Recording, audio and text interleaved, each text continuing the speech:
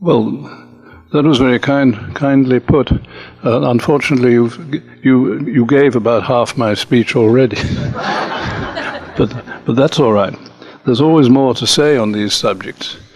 The last time I spoke at your institute, you very kindly gave me an award, and I didn't have to speak much because they had several people speaking for me, and they included both conservatives and others.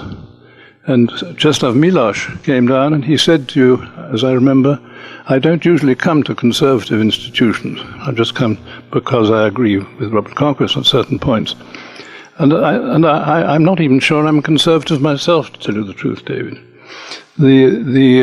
But I think what does arise is there are a lot of people who we wouldn't call conservatives, who nevertheless agree together on a great deal of what I shall be saying and a great deal of what I've been writing about the Soviet Union and elsewhere. One of them expressed it to me roughly as follows: with all our disagreements, we form a united front against nonsense. And I think that's true. Well, as David Thoreau said, the horrors of our time have been very remarkable. It was the Russian writer Vasily Grossman who put it in a slightly different way when he said that the power of the totalitarian, I think he put it, the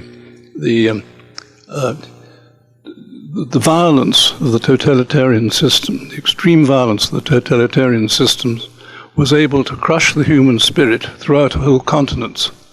It wasn't merely killing people, it was crushing their independent thought.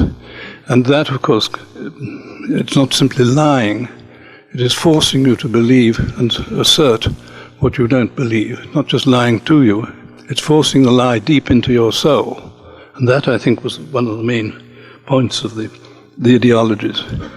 Now, I'm supposed to be, in a sense, talking about this century, but I was asked to, I don't know if you see the Los Angeles Times, they had a piece, people gave their opinions of the most neglected book of the century. And I put in, perhaps a bit strangely, Norman Cohn's The Pursuit of the Millennium, which is about the late 15th century, early 16th century millenarian sects in Germany and elsewhere.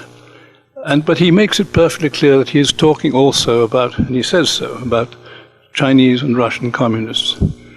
Because the first thing to ask about the totalitarian ideas, these destructive ideas which have wreaked massive horror in our century, is how did they spread? Who accepted them?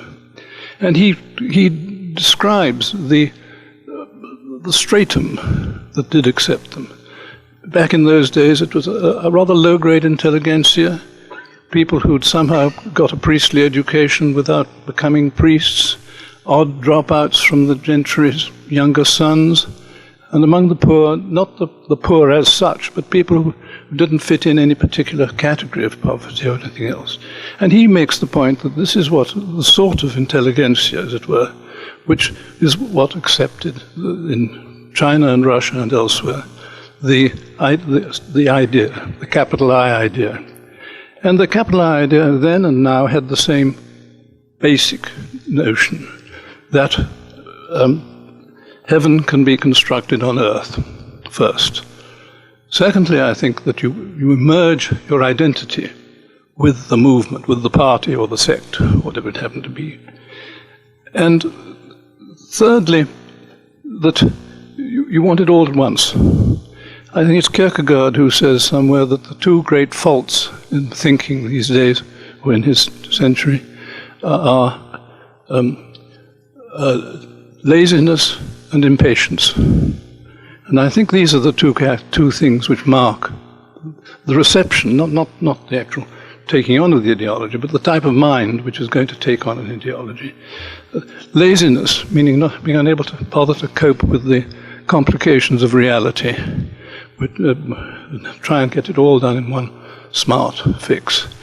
And impatience, have it now. And I think this is extremely important to try and get some feel for the sort of people who took on these ideologies. Now, the ideologies, you may say, are dead, but this mindset is not dead and still exists around the world.